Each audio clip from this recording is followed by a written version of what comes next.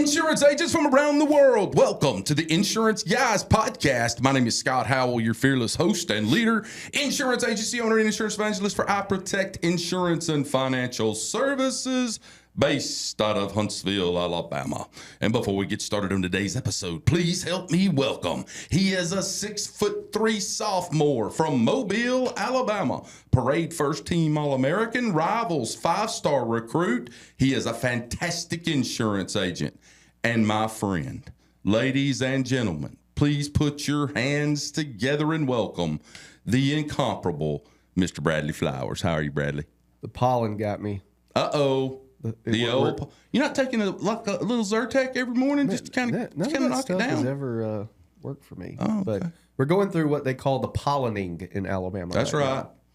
Anything that has any kind of dark color on it that is outside is currently yellow.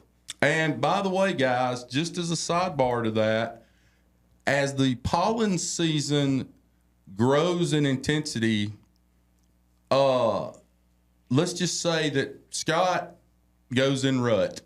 It coincides. Every person in my family has a January birthday, and you're like, okay, January birthday. Well, back up 9 months and see what time of year that is.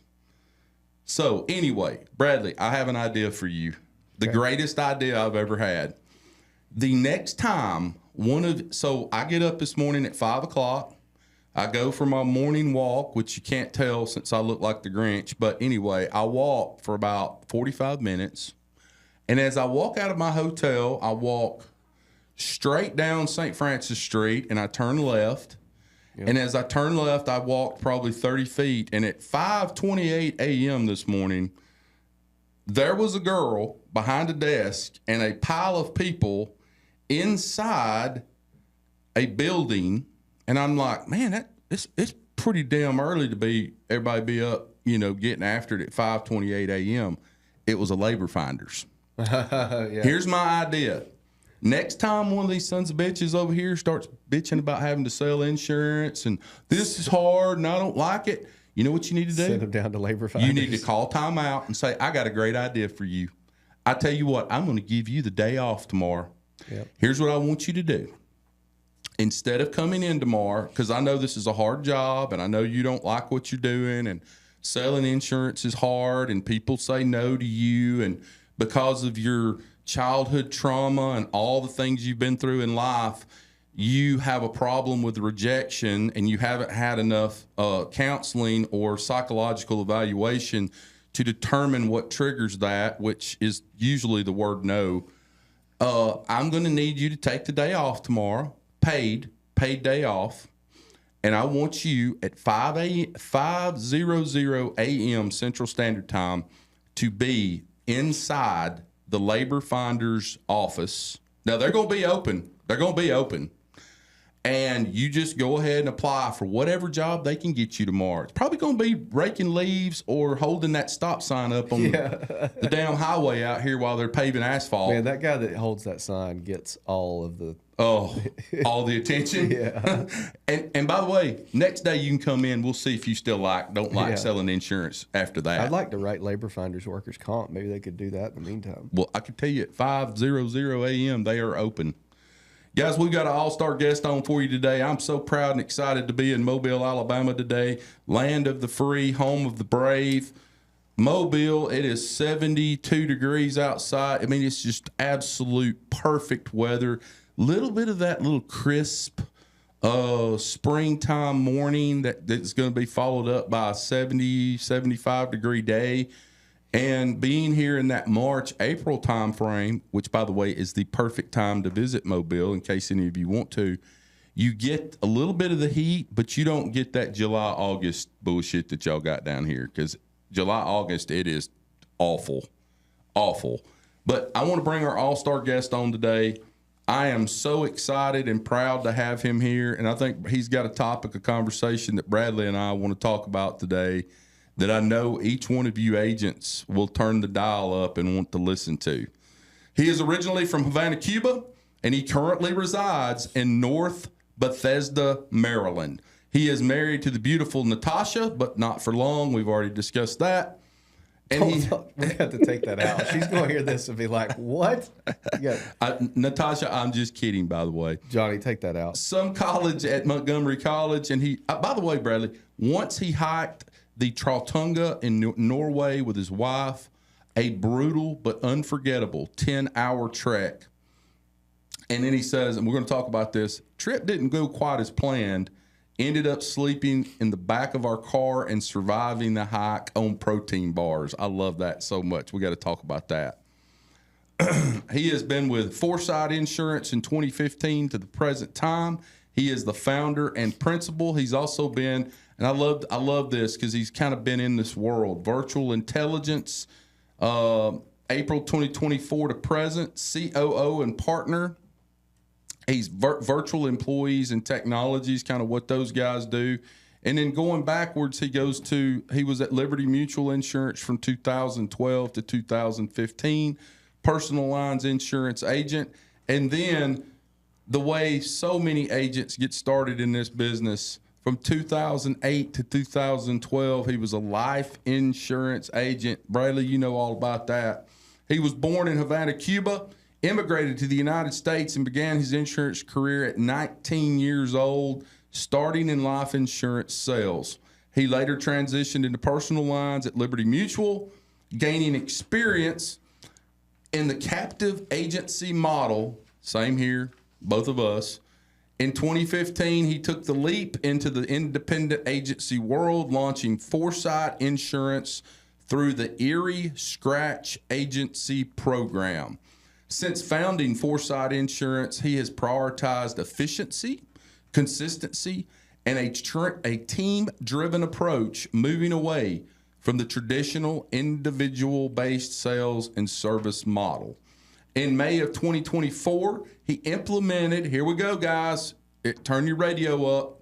In May of 2024, and we'll say it again, he implemented the 4-day work week. Ladies and gentlemen, it is my profound honor today to introduce to you first-time guest on the IGP, my friend, Mr. Michael Cruz. How are you, Michael? Gentlemen, I am thrilled. So happy to be here. Huge fan of the podcast. Well, thank you so much for being on the show today. You know, we have a 3-tiered approach. If it's a stool, it's a 3-legged stool. With technology, we try to have technology guests on. We try to have successful agency owners on, and we try to have leadership, kind of the types of people that can motivate folks on this podcast. That's our 3-tiered approach to this podcast. And today, Michael, you kind of fall into all 3 of those categories, brother. We're kind of hitting them all at once here. So I'm so excited to have you on. If you will, let's climb in my DeLorean today, go back to the future, and just talk a little bit for just a few minutes about how you got in the industry and then bring us up to today. Well, gentlemen, like I said, I'm super pumped to be here. Huge fan, been following the podcast since I can remember. I think like most of us, I stumbled upon this industry. I got recruited. I was working at Circuit City, and I was sold the dream to sell life insurance for a network marketing company, very similar to Primerica. Which one? Which one? Premier Financial Alliance. Okay. I did that for 3 years. I was 19. I barely made any money, but I did learn, like you said, overcome a rejection. Like I did become comfortable, with that, which has been like a huge help for me. I transitioned to the PNC. I got recruited by a Liberty Mutual manager that I kept running into him at meetings. And he's like, hey man, you should do PNC. You should do PNC. And for me, like life insurance always seemed like the one you can make the most money. They sell you the dream, like you can make a lot more money. Only the life agents think that. Say it again. Only the life agents think that. Right. So, I didn't see the PNC industry as like something like a viable way of me making money. But man, when I joined and I did it, it was like when I truly changed my life financially. I started making some good money at Liberty, and I wasn't even working that hard, to be honest. I was working 20, 30 hours a week, and I was doing really well. Wait a minute. You were working 20 to 30 hours a week, meaning you were still working at Circuit City at that time, or what? How did that happen? So I quit Circuit City, did the life insurance company for 3 years, and then I got recruited I did Mass Mutual for a year, and then got recruited into Liberty, into their personalized agent program. Got you. So I got to say something real quick, kind of fits with what we're talking about. Did you see last week Liberty made the big splash where they announced that effective 2026 they are doing away with the Safeco brand? What do you think that's about, Bradley? Do you think that's just kind of bringing all the dominoes together kind of thing, or do you think it's more than just that? Or do you even know why would they make that decision? Because it was always kind of a separation between the captive, which, Michael, you were a part of. Their captive force sold the Liberty Mutual personal lines products, and their independent side sold the Safeco. And I just wondered, like, okay, why would you? What's the reason? I think what it is, I think it's an advertising play because Liberty spends so much money on advertising, they don't spend any money on Safeco. Correct. And you've got the captive Liberty Mutual, which has been rebranded to Comparion. Didn't know that. And that's not that's called awful. Liberty Mutual. It's a horrible name. Horrible name. Great job. But I think it's a mechanism for them to just be a little bit more vertically integrated with their brand of like, hey, this is Liberty Mutual, this is not Liberty Mutual, et cetera.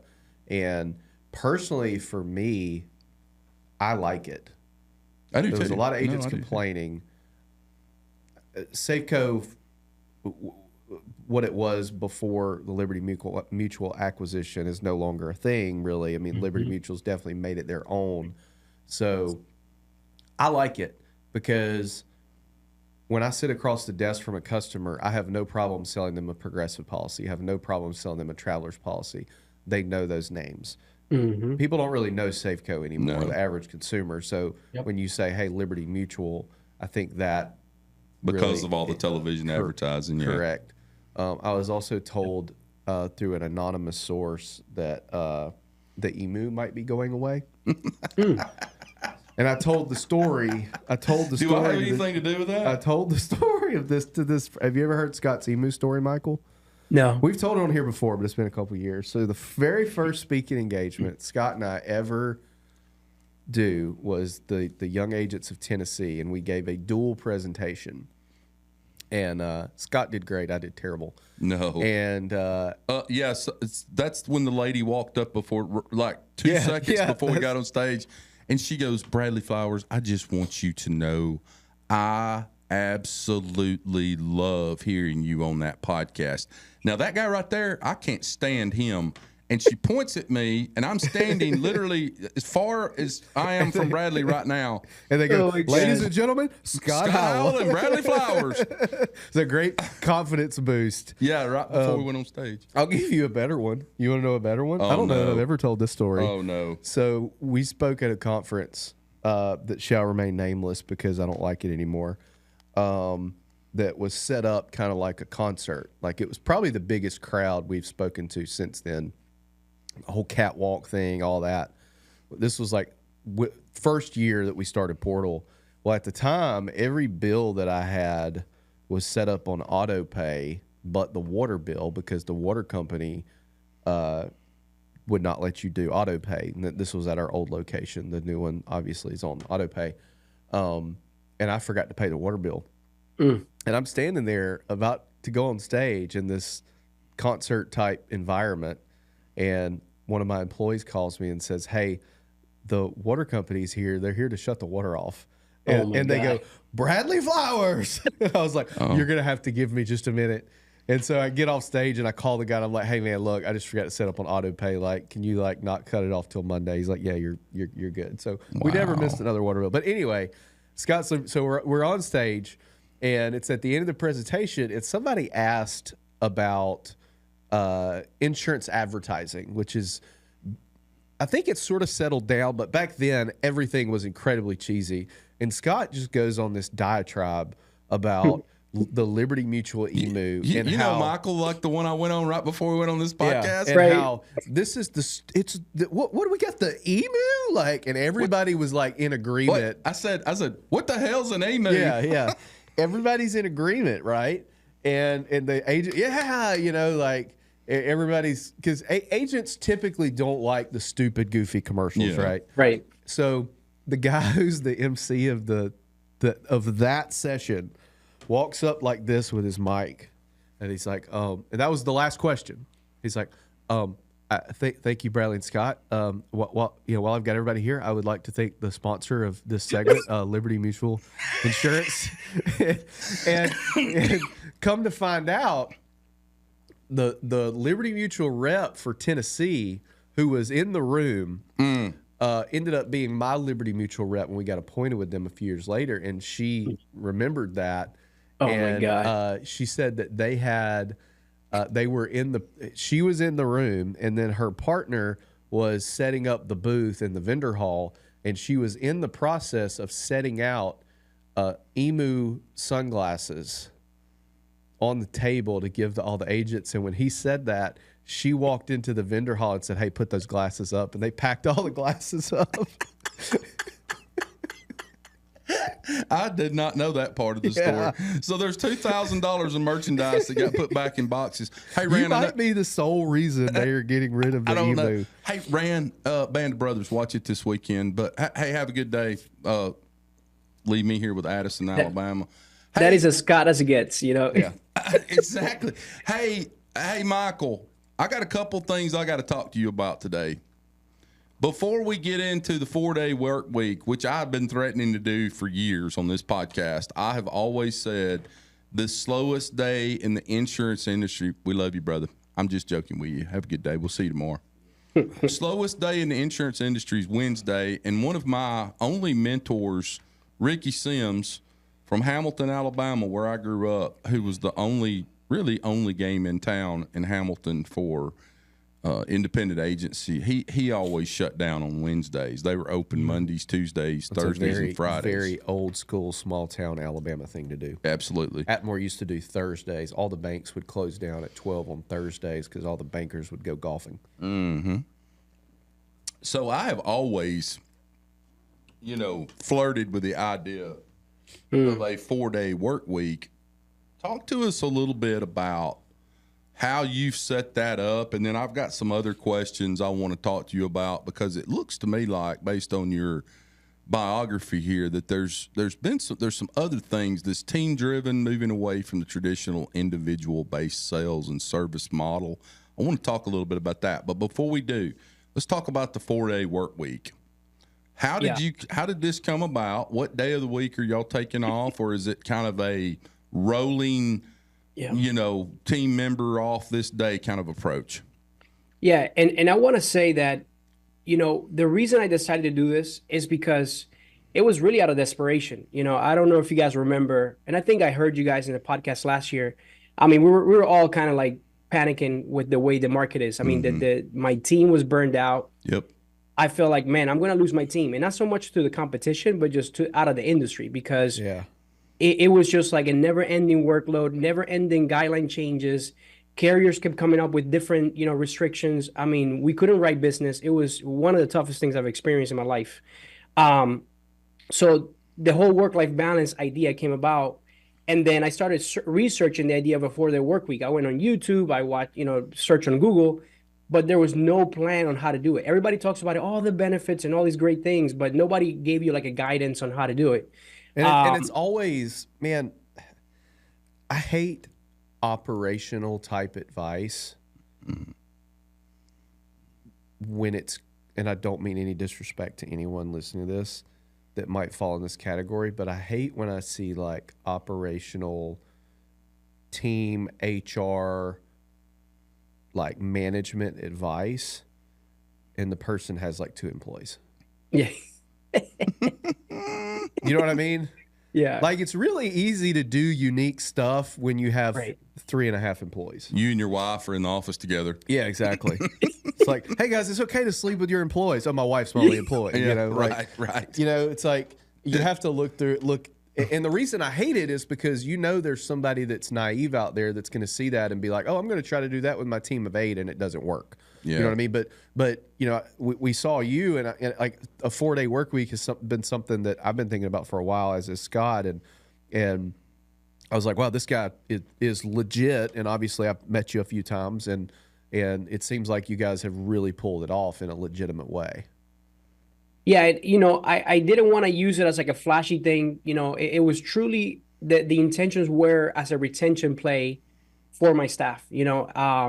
So I went on ChatGPT after like a month of research. I even paid $2,000 to an organization to teach me how to do it. I found out later that I was way advanced to what they were doing. I already had kind of the structure that I needed. So that was a waste of money. But I told ChatGPT what I wanted to do. I only wanted to work 32 hours a week for my staff. I didn't want to close my operation, 1 day a week. I wanted to operate fully. We operate Monday through Friday, 9 to 5:30. And I just asked ChatGPT, how can I make this work? And then basically ChatGPT really is the one that gave me the foundation. Now, when I started, you kind of have to like tweak things, right? So the first like month, it was like a honeymoon phase. And what we did is basically Mondays, I decided that I was going to have everybody work, but then we rotated Tuesday through Friday. So we basically try to create a schedule where we have 4 departments. We have, licensed sales, licensed service, back office non-licensed, and client-facing non-licensed. So we try to have one person in each department every single day. And that's how it all started. But every month we were like trying to see, how is it going? The first month was a honeymoon phase. The second month we started dropping the ball. Why? Because we were not really equipped or set up so that certain people took a day off every single week. So we started getting complaints. Hey guys, I called last week to ask for this change, and you guys were not making these changes in time. So it kind of helped. It forced me to find where the cracks in my process were, so that I can fix them, and become more efficient. Because I told my team, look, I'm giving you full pay for working 80% of the time, but I need you to really commit, those 4 days to do as much as you can. Don't procrastinate. Don't push tasks to the next day. Get as much as you can done during those days. And by the way, and I want to interrupt you for just a second.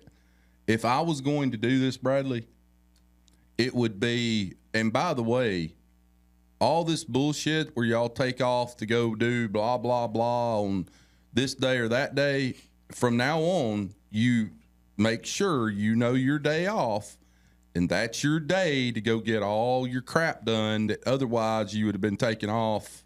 Well, that was going to be my question. Are you also doing PTO in addition to this? Yeah, I'm doing PTO. What I found is people are not taking as much PTO. Of course. They're using that day off to kind of do those things. And I barely paid any sick time off, to be honest with you. So it's very fascinating. I don't know, from an HR standpoint, I need to talk to my lawyer, actually. Like if I'm back due all this, PTO time off or whatever it is. Probably depends on the state. I would bet Maryland would be one that would come into play. But I really wanted to challenge the thinking that if you really think about it, this 40-hour workday, we've had it since like the Henry Ford days, right? Yeah. But the technology has advanced so much, right? We have Zoom meetings. We have all these emails. Before it was like manual rating with the policies. Now we have these raters. So you're telling me that we have all this advance and we still have to put in the same amount of hours? Like, to me, that's kind of one of my own experiments. I wanted to challenge that thinking. I think eventually everybody's going to go to that because the mental, health of a lot of us, we're struggling with it because of the workload, the pressure. So I really think eventually most of the industries, I think Europe is already starting to do it. Yeah. Most of us are going to work a 32-hour work week, in my opinion. And see, that's one thing that we've been thinking about with it. In my angle is, one, the work-life balance for my current people, but there's also a recruiting angle as well, right? Absolutely, yeah. And so one of our issues right now, and we're fairly generous on our PTO. We give everybody 16 days a year after they've been here 90 days. Or maybe it's either 90 days or 6 months. I can't remember. And it doesn't roll over. I don't want to keep up with, you've been here 3 years, so you get an extra day. Like, it's just, we give everybody like the max at the beginning. Before that, we were doing a bastardized version of unlimited PTO, which did not work.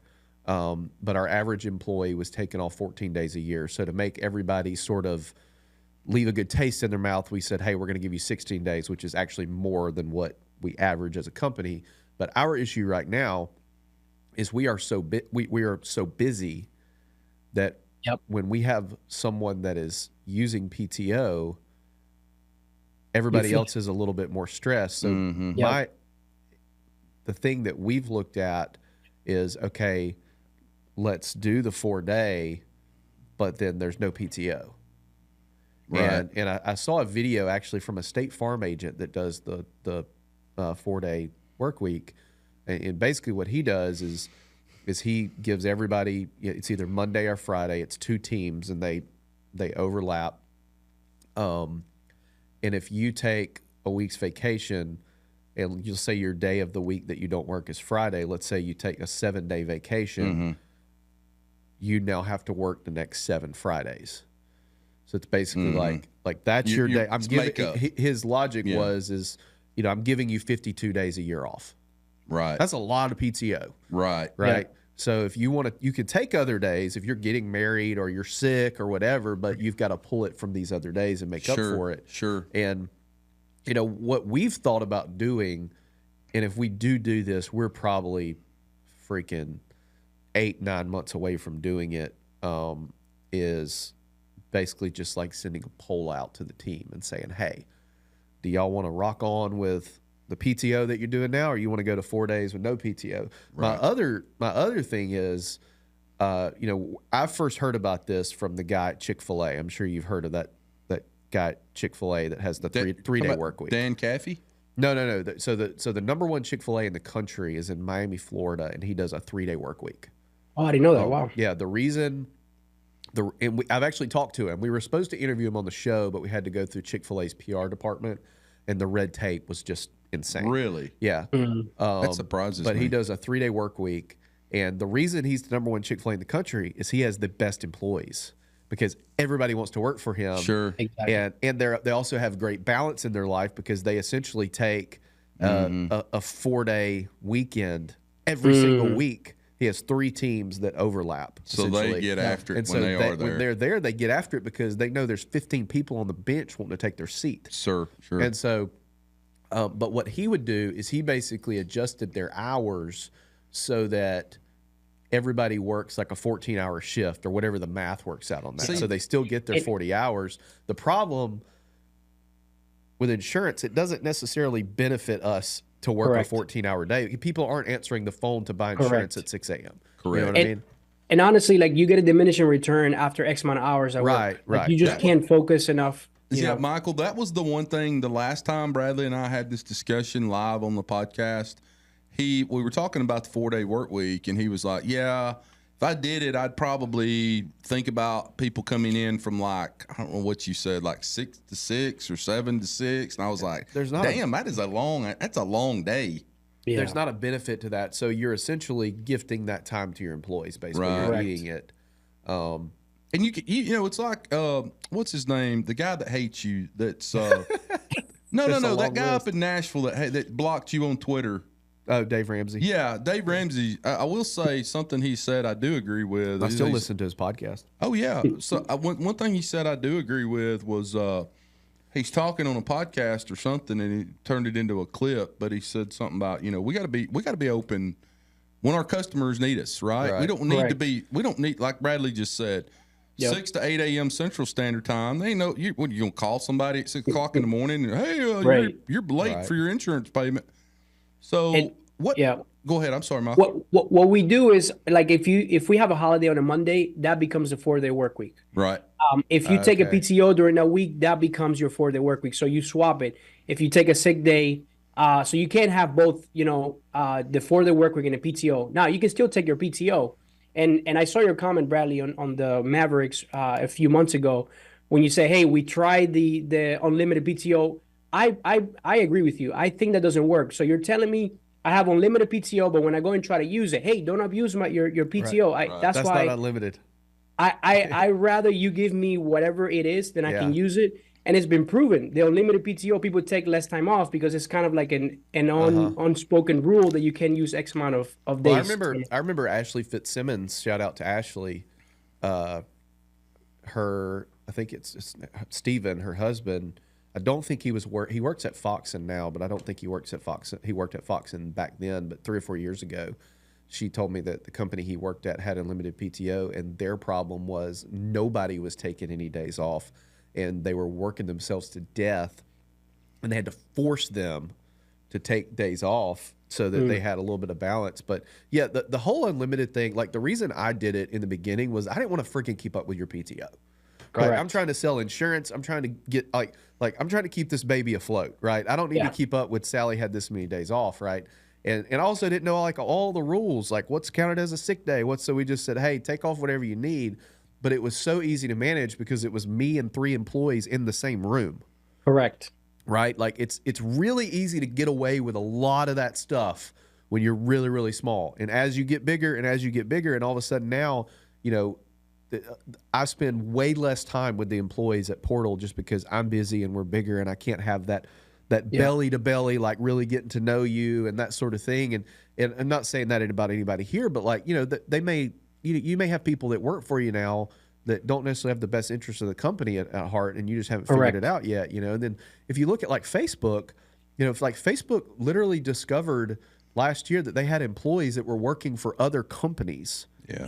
And they're just taking I'm taking my unlimited PTO. You said I could have it. Right. You know, and they're also probably giving these people stock options and no telling what else. Well, Scott Howell did that last year. We had unlimited PTO, and I couldn't get anybody to work. Yeah. So January 1, I sent out an email, and I said, you got 7 listen, if you want to take 150 days off this year, great. Scott Howell's paying for 17 days off. Yeah. And after that, if you want to go to Alaska to fly fish for 2 weeks, have the hell at it. But I'm not paying for it. So your job might not be here when you get back. And you may not be working when you get back. And we're still having attendance problems. We had a client that this got very aggressive type of personality. He was a large company, a couple hundred employees, refused to hire an IT company. And he told me this. I'm not saying do this, but this is hilarious. Okay. I was like, well, if you don't have an IT company, like at the time we had a couple of employees who weren't tech savvy and they would like get locked out of their email like once a week, you know? He better have a And I said, what happens if somebody like gets locked out of their email? And he said, I look at him, make eye contact and say, I guess you don't work here anymore. I was like, that's one way to not hire an IT company. Hey, Michael, I got a question for you. When we started this podcast, when you started talking about the 4-day work week, you made a comment. I'm going to read between the lines a little bit. You said the first month was the honeymoon phase. Yep. Which means everything went just swimmingly the first month. Yep. And then you said the second month we kind of got into the growing pain phase. Tell me again. I want to make sure these agents know what happened the second month, and then as a, I guess, part B to this question, where did you end up landing with exactly how you did this? I think you kind of gave a broad brush picture of that, but can you answer those two questions? Like what happened the second month that made you go, oh shit, we got to tweak this, and then where did you I guess bottom line, like where did you end up landing?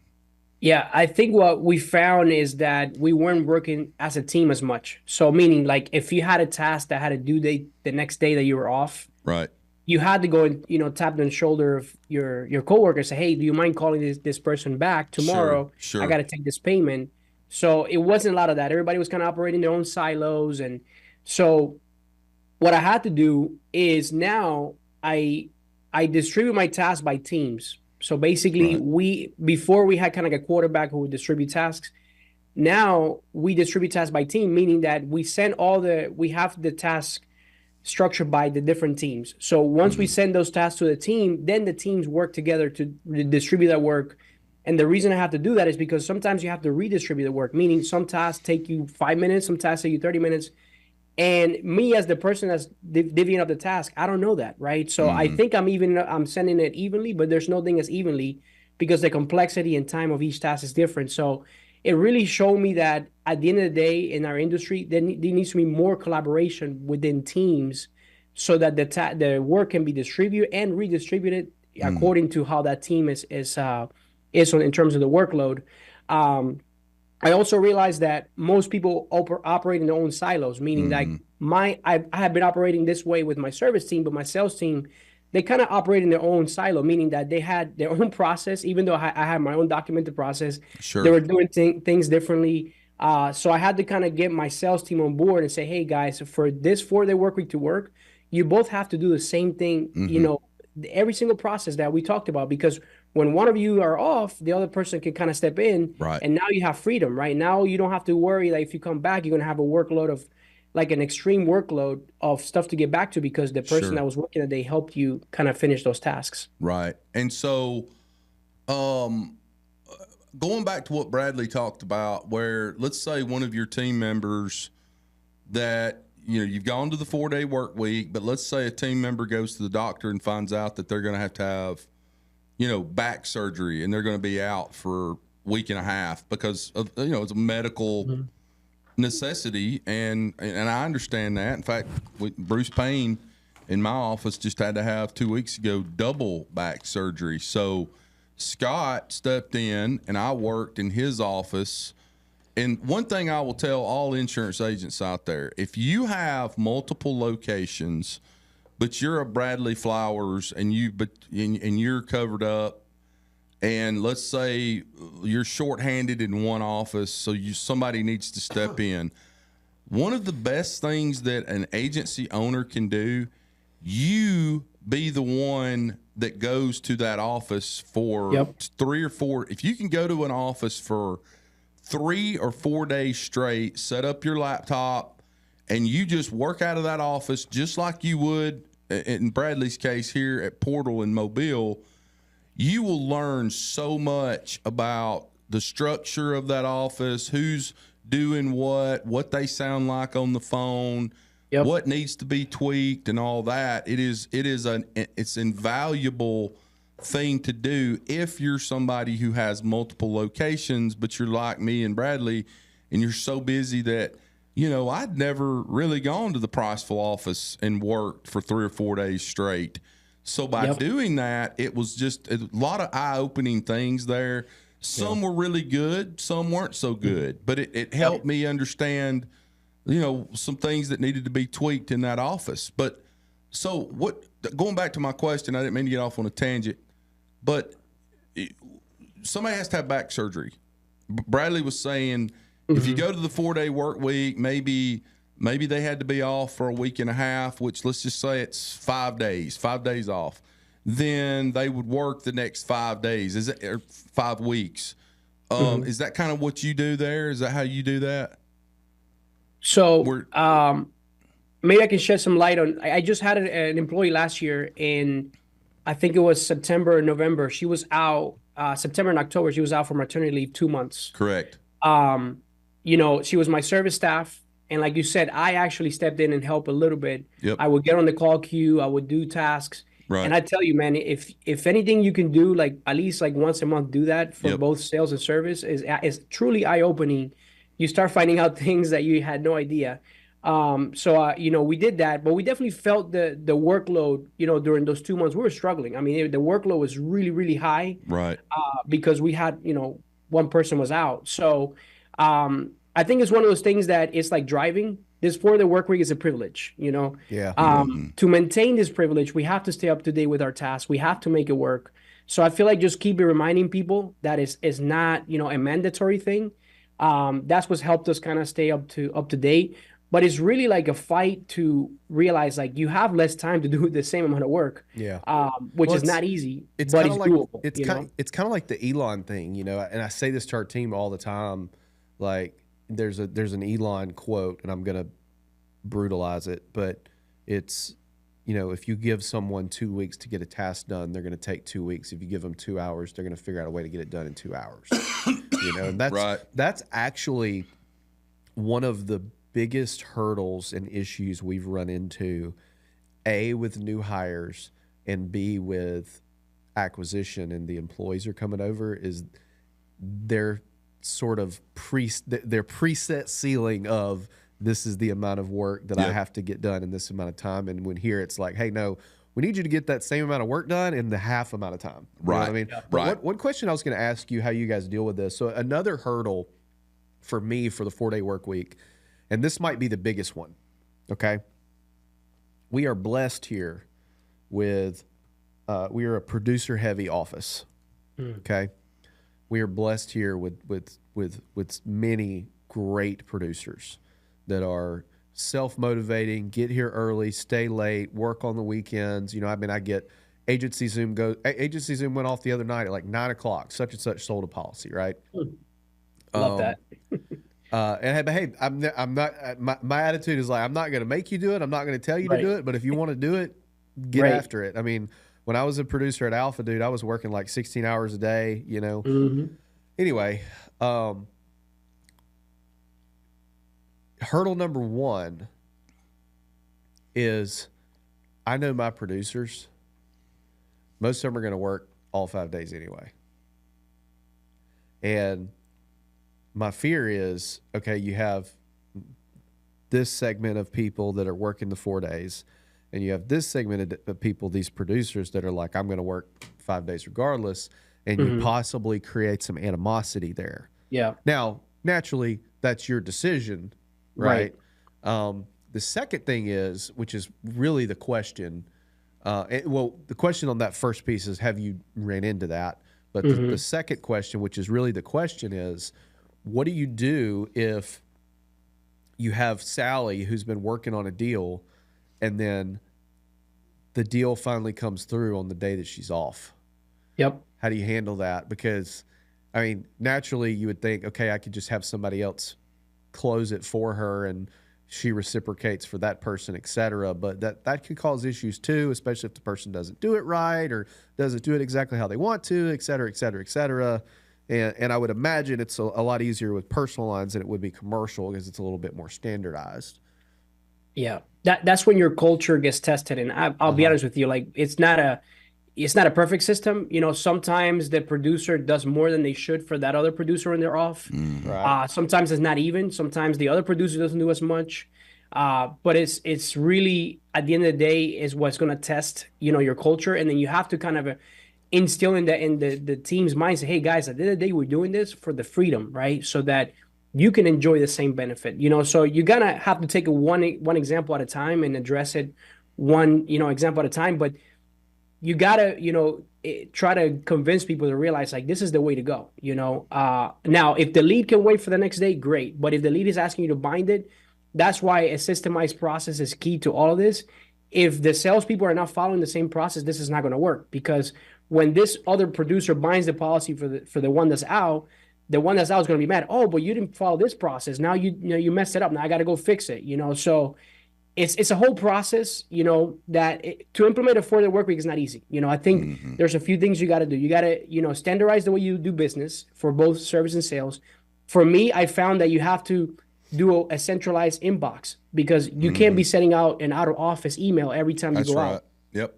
So the way we did it, which thankfully we have been doing it for 3 years already, we have a shared inbox. We were managing before with Outlook. Now we have another tool that's a lot easier, has automation and things like that.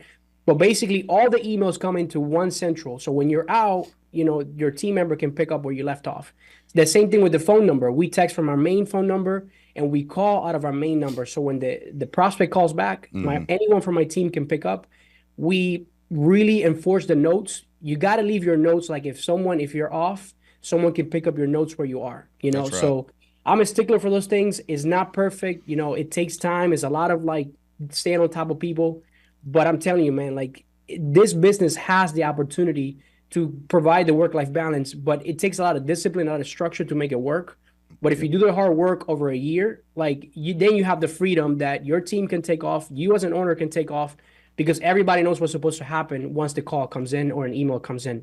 Well, I commend you for doing something unique and different and challenging the norm. And like you said, I mean, there's, you know, a 40-hour week is an arbitrary number, right? Like that was made up 100 years ago. You know what I mean? Like, and anything you can do to be unique and separate yourself in an industry where we all basically sell the exact same products is a great thing. Michael, I got to shut this thing down. We love you. We appreciate you being on the show. I'm so proud of you and what you've accomplished. And, you know, you're going down the right road, right? Like if there's a 2 or 3 roads that converge, you have chosen the yellow brick road and you're walking down it because you're implementing the right processes. You're trying to do things with your employees in mind because you understand this is a very difficult industry. It's easy to get burned out in this industry, especially probably more so today than ever before because we are the second most hated industry in the world behind the Internal Revenue Service. If you don't believe me, guys, go to Facebook and bait your Facebook friends. Say something like this. Hey, do y'all think insurance is a scam? And in 30 seconds, you'll have 685 responses of insurance is awful. Insurance is a scam. Let me tell you why it's a scam. I had a claim last year with blah, blah. So I commend you for all of that. And I appreciate you being on the show today. I'm gonna go ahead and shut us down. Guys, listen to me. Couple things. Number one, to add to everything Michael has just said to you, I love, we have the info at I Protect Insurance, info at foresightinsurance.com, where things can come into that. And then we have somebody who goes into our management system and sees who the account manager and agent is, and they disseminate that information out to the right person. That's very important to have, especially as you grow and you get bigger. Maybe if it's just you and your wife there, you don't need to do that. But and you get 10, 20, 30, 40, 50, 100 employees, you're going to have to do something like that, okay? Number two, if somebody is going to be off long-term, meaning more than 3 or 4 days, you have got to have a process in place where their backup or their team member, their backup employee that backs them up, or their team member, maybe you do like I Protect and you work in pairs where you have an account manager that works with an agent, in some cases multiple agents. You better have a process in place where before that person goes to the hospital to have a baby and take off for maternity leave, or has back surgery, or has hernia surgery, or whatever, they're going to be out for a week, that they make sure the day before they leave that they write down everything they're working on, where to go get it, the new business they've been working on. Because let me tell you what's going to happen. If they don't do that, then Miss Jones is going to call tomorrow wanting to bind that RV policy, and their backup's going to be like, I don't know anything about an RV policy. I don't know what you're talking about. And it's a train wreck. So you've got to implement some kind of process for the backup, or the person that would be taking over their responsibilities is going to know, okay, here's a list of all the things I was working on before I'm leaving. That is imperative. We've run into that at I Protect. It's something we're working on changing as well. So with that being said, guys, as I end every episode, rewards come from action, not discussion. Get your ass out from behind that desk today. Go out into the big bad world. Become the mayor of your village. Go write good insurance for the agencies that you represent. Write good business for the carriers that you represent, and go make money for your family, for your wife, for your husband, for your kids' college fund, and for your parents and your in-laws that are struggling out there. Go write good business for them and live the life that Michael and Bradley and Scott know that you deserve to live. Bradley Flowers, I love you. Thanks, man. Thanks, Michael. Thank you. All right, gentlemen. All right, hang in there. We'll talk to you soon. Guys, you were listening to the Insurance Guys podcast, and we love each one of you. Thank you so much for being a part of our family, and we'll see you back here real soon. Take care.